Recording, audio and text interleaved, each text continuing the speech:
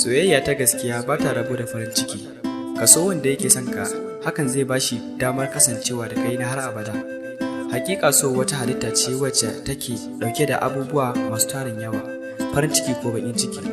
Ku sanya wa zukatanku aminci kawai ku ci gaba da rayuwa. Abin da na lura tsakanin ɗa namiji da ya mace soyayya tilas ne, in ba haka ba ta wajabta ɗaya daga cikinsu. Ba ni da wani buri face a ce na zamo mallakinki na har abada. Babu wani tausayi ko kaddara da zai raba ni da ke in dai har muna da sauran numfashi a duniya. Ita fa zuciya an halarci ta ne domin ta samu mai kyautata mata. Abu ɗaya ta tsana ta samu mai bata damuwa a rayuwa. Hakika so dafi ne kuma so guba ne ga wanda Allah ya jarabce shi da shi. Haka zalika so wata yana ce da ke makantar da duk wani masoyi a fagen soyayya. A kodayaushe burinmu mu kasance masu bawa juna kulawa. Idan zan kasance mai baki tsaro a duk wani sa'i, za ki kasance mai bauta wa soyayyarmu a kodayaushe.